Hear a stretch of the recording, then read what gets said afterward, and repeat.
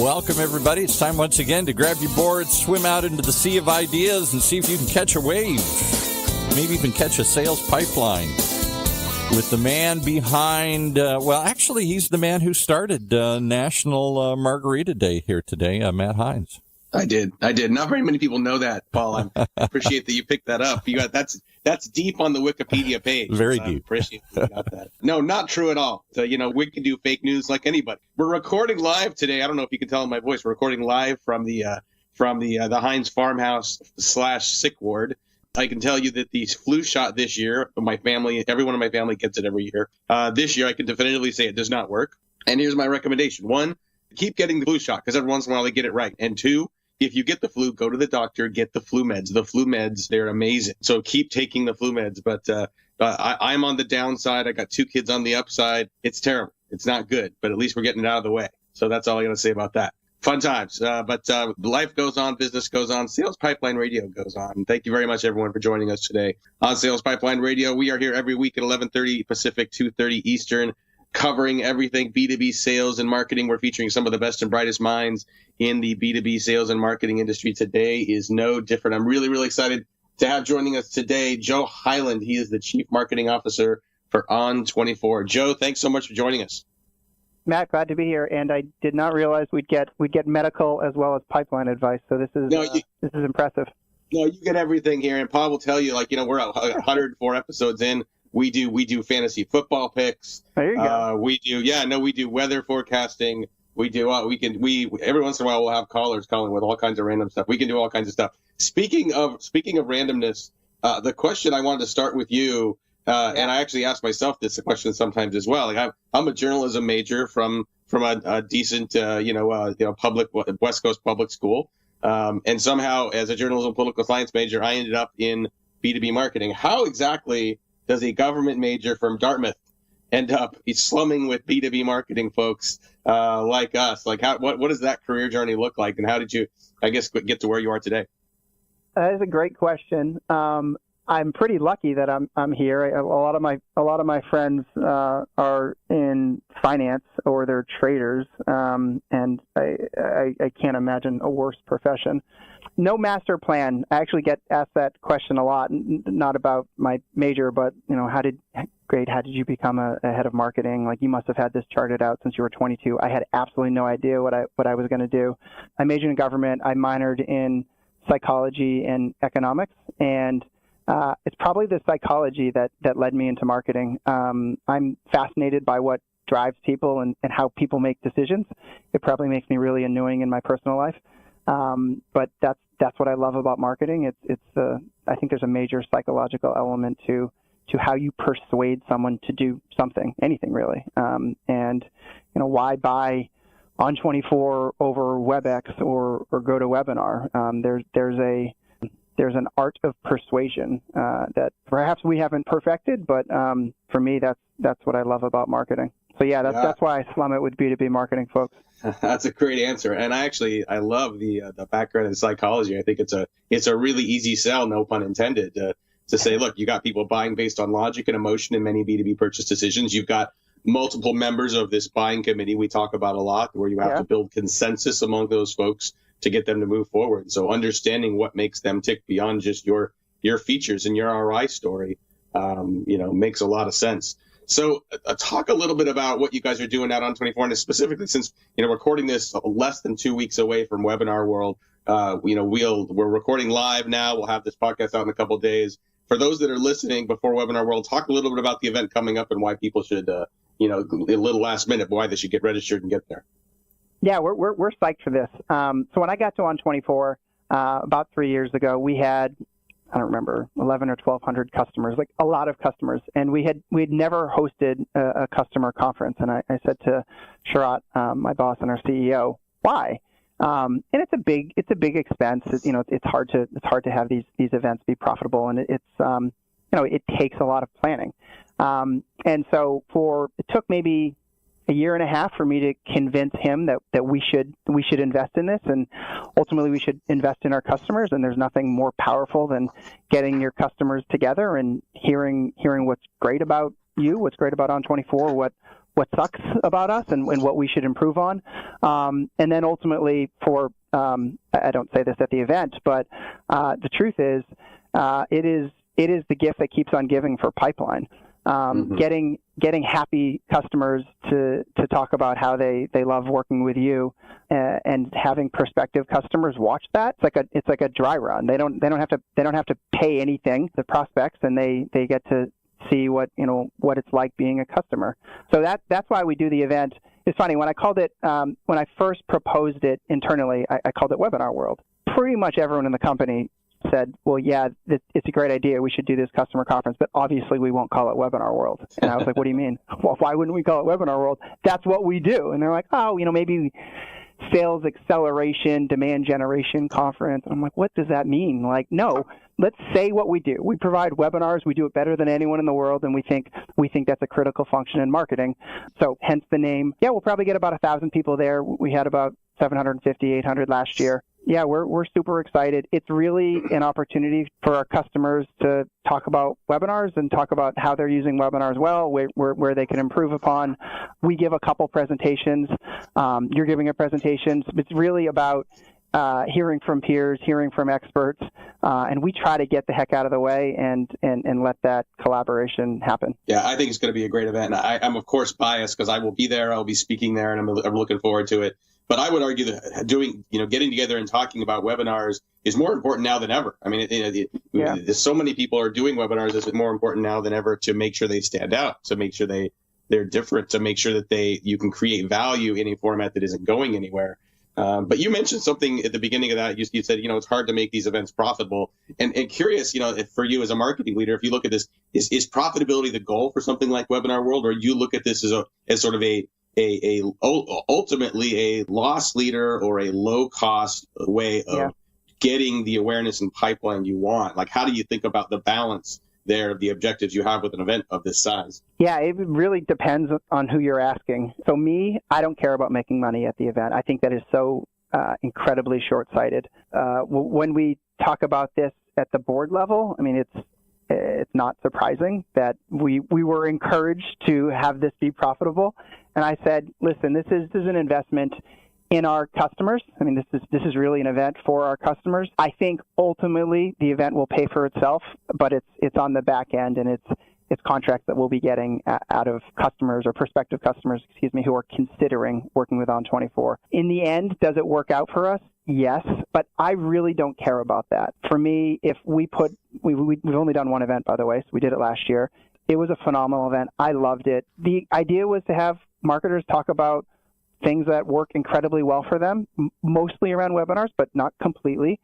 We talked about integrated campaigns, how to do it right, how not to do it right, how to avoid drive-by marketing, how to differentiate yourself. And yeah, of course, webinars were involved, but it was really a marketing conversation versus just a tool or a tactic discussion. So net, will it make money anytime in the near future? No. Even what we charge doesn't cover the cost of the event, and a whole bunch of people end up getting discount codes, because for us it's important that it's an exciting event, and we can make it profitable and have 250 people there, and what's the point?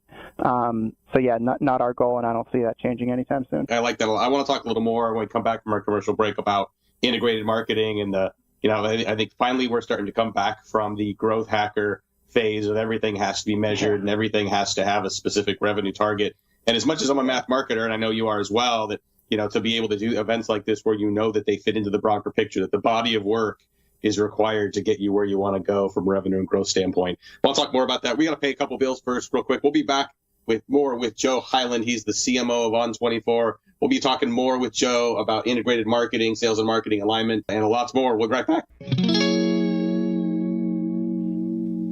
Are you tired of sending sales emails and wondering if they ever even get opened?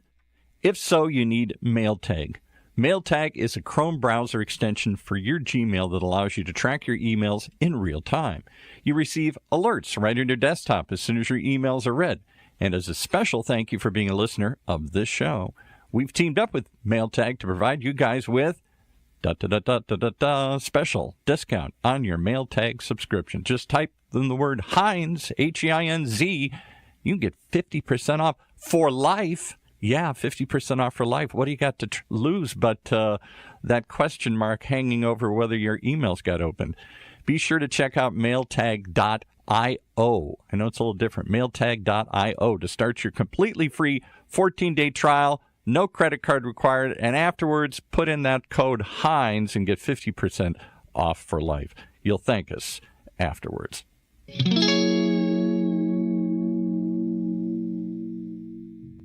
In a world where the speed of innovation and change in B2B marketing has never been greater, the only thing bigger is the need for clarity, for a blueprint, for a guide to what's really working. And how about a way to apply it specifically today to increase sales pipeline growth, velocity, and most of all, conversion? That's what you'll find in the Modern Marketer's Field Guide. And amazingly, you can download it for free. HeinzMarketing.com, just like it sounds, HeinzMarketing.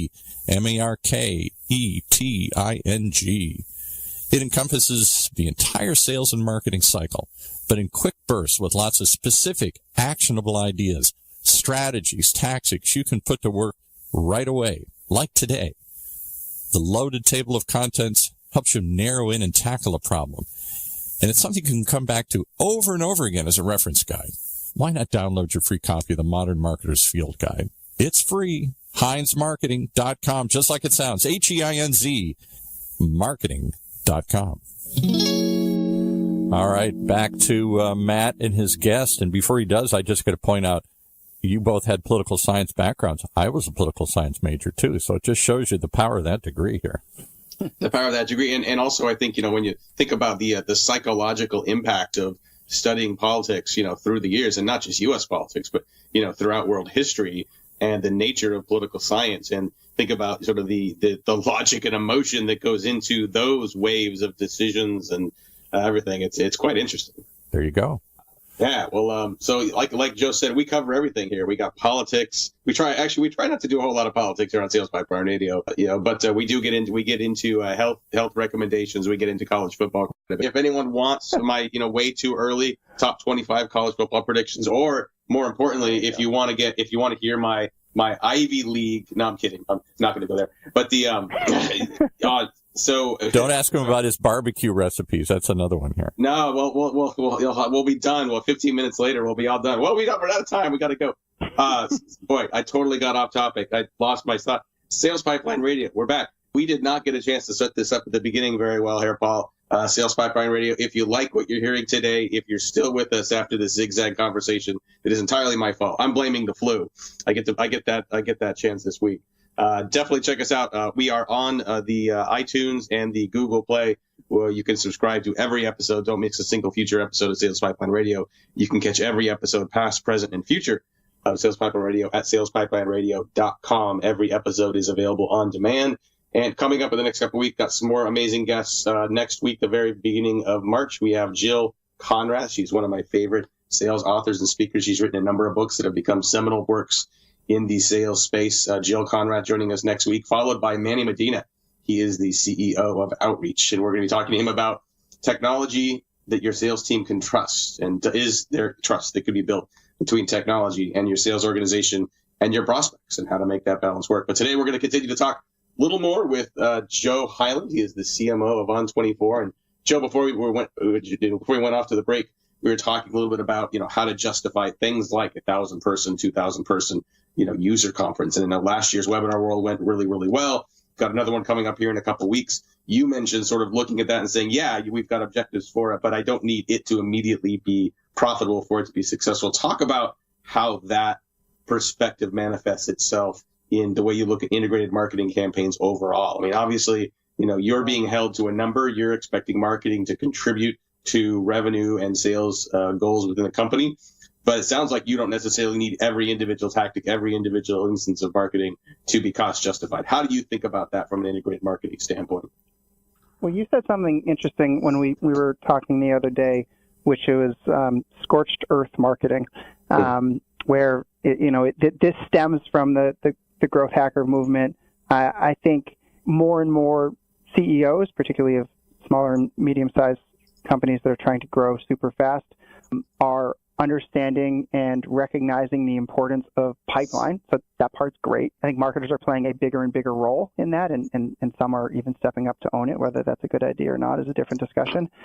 So it's easy to become frenetic and have this week by week or almost day by day deluge of move away from building something that's ultimately going to last.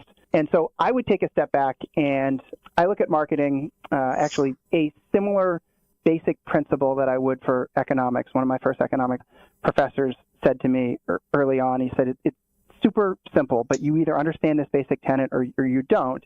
And he drew a supply and demand curve and said, does this make sense? I was 18 years old and I knew nothing, but I said, yeah, I kind of get that. And he said, okay, you should explore economics. I think you'll find it interesting. And I say that because I think in marketing, the basic tenet, the corollary for supply and demand for economics is always about your audience, and it is never about you. And that is so simple, but marketers stop more times than not. And it's so easy to because we have this pressure and we have these great products and the market absolutely needs our service, you name it, right?